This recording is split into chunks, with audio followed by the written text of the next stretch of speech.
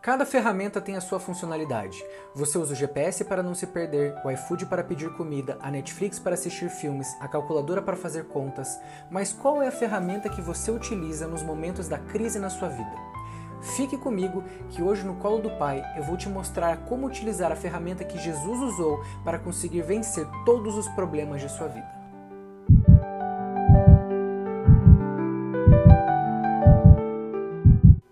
Certamente você já enfrentou muitos problemas como decepções com pessoas, dificuldades no trabalho, problemas financeiros, problemas de saúde. O que você costuma fazer para enfrentar os desafios da vida? A Bíblia diz que em todas as coisas Jesus foi tentado.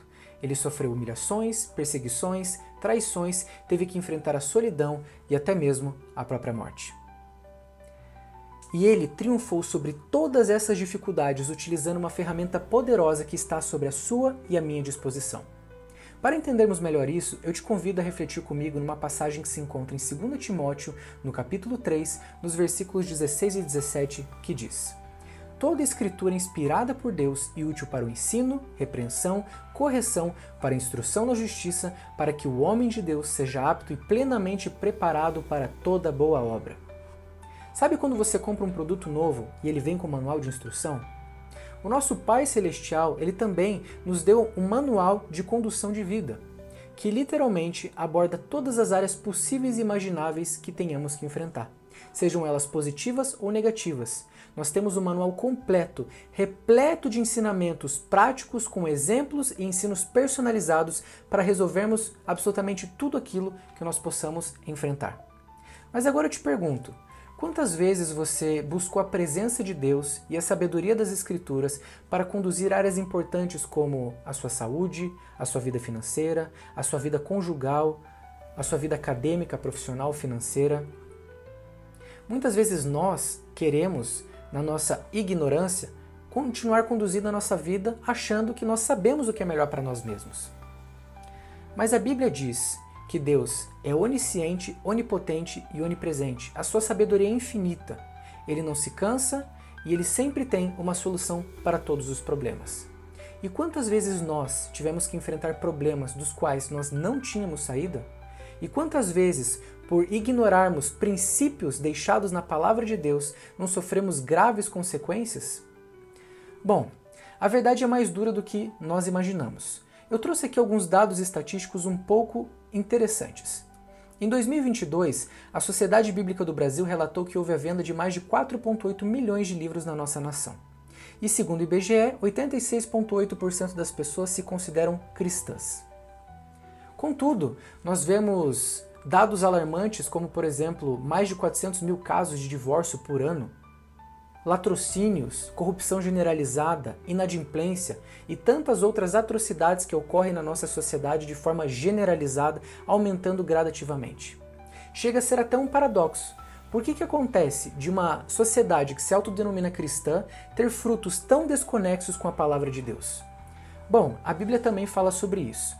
E na verdade, para exemplificar um pouco mais, eu te convido também a refletir comigo em Tiago no capítulo 1, dos versículos 22 a 25, que diz: E sede cumpridores da palavra e não somente ouvintes, enganando-vos a vós mesmos, porque se alguém é ouvinte da palavra e não cumpridor, é semelhante ao homem que contempla o espelho e seu rosto natural, e porque se contempla a si mesmo, logo se esquece de como era, e aquele, porém, que atenta para a lei perfeita da liberdade e nisso persevera, não sendo ouvinte esquecido, mas fazedor da obra, este tal será bem-aventurado no seu feito.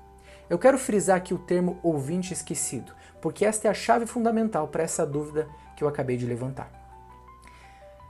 Para entendermos isso de uma forma mais clara, existe uma grande diferença entre conhecimento e sabedoria. O conhecimento é a junção de várias informações, mas a sabedoria é a aplicação prática e mais inteligente, de uma forma correta e honesta, da utilização desses conhecimentos em prol daquilo que é melhor para a sua vida. Eu trouxe aqui alguns exemplos bíblicos de pessoas que tinham conhecimento, mas não tinham sabedoria, e outras pessoas que tinham conhecimento e tinham sabedoria. O primeiro exemplo é o rei Saul, que se encontra em 1 Samuel 13, de 8 a 14, que o contexto dessa passagem é que Deus instituiu a forma correta de se fazer os sacrifícios.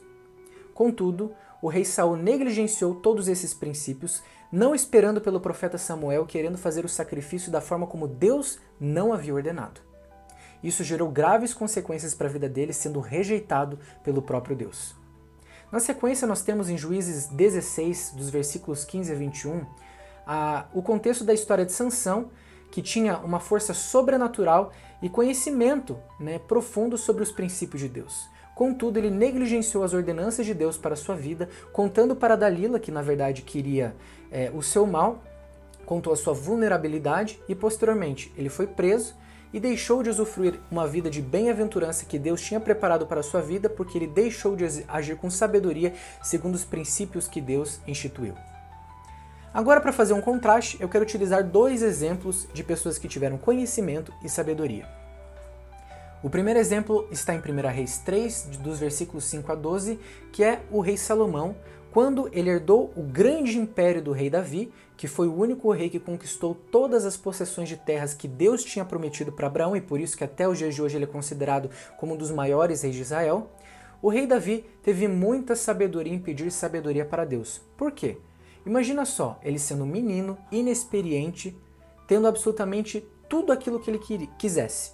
Ele podia ter mulheres, ele podia ter poder, ele tinha influência, porque ele foi coroado rei. Mas ele tinha o risco iminente de perder tudo aquilo que o pai dele levou anos para conquistar e que finalmente se cumpriu como promessa de Deus para o povo de Israel. Se ele não agisse com sabedoria, ele seria como aqueles muitos herdeiros que com falta de sabedoria também deixam tudo a perder aquilo que seus pais construíram. Na sequência, nós temos aqui Gênesis 41, dos versículos 14 ao 40.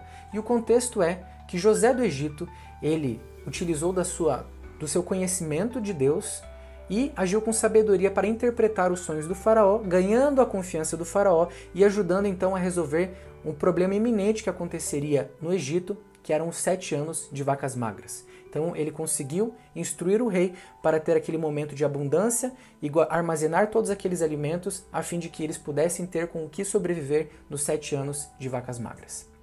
Mas agora você me pergunta, como nós podemos utilizar desta sabedoria? E aqui temos uma grande e maravilhosa resposta. No livro de Tiago, no capítulo 1, no versículo 5, a Bíblia diz que se nós temos falta de fé e sabedoria, devemos pedir a Deus que liberadamente concede a cada um. Então, se nós temos necessidade não só de sabedoria, bem como fé, nós temos que também nos contextualizar com o restante dessa passagem, que Tiago diz que quando pedirmos, nós não podemos duvidar no nosso coração, porque aquele que duvida não pode esperar receber de Deus coisa alguma. E aqui eu quero frisar uma coisa muito importante. Deus não responde orações. Sim, chocante, né?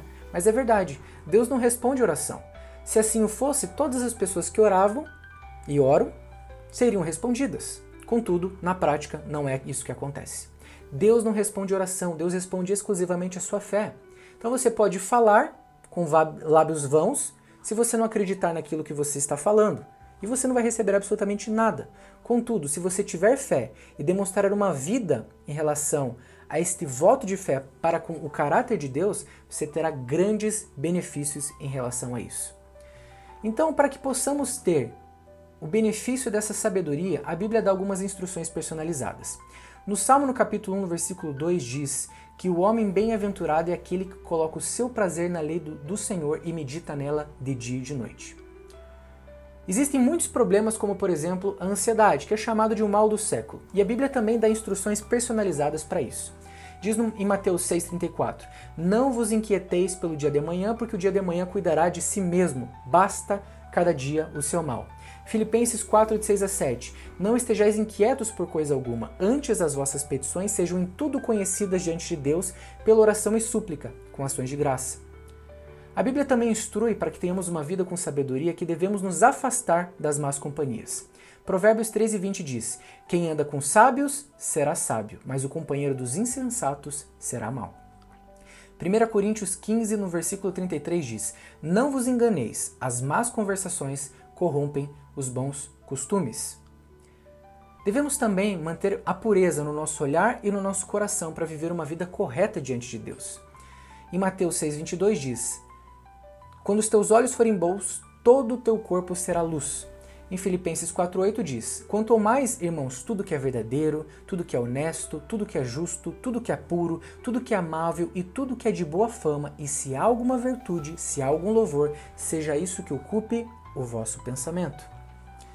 A Bíblia também nos instrui para que tenhamos diligência e disciplina na condução de todas as áreas da nossa vida.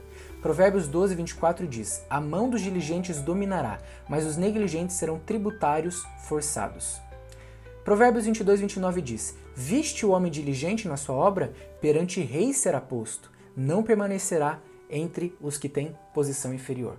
Para aqueles que não sabem, diligente é um homem com proatividade, com disciplina, com dedicação, que tem boa vontade de dar o melhor em tudo aquilo que faz. Este é o termo bíblico para diligente. A Bíblia também nos dá instrução para coisas muito cotidianas, como por exemplo a preguiça. Quem de nós nunca foi pego pela preguiça? Provérbios 6, de 6 a 11 diz: Vai ter com a formiga, ó preguiçoso. Olha para os seus caminhos e sê sábio, e assim sobrevirá a tua pobreza como ladrão e a tua necessidade como um homem armado.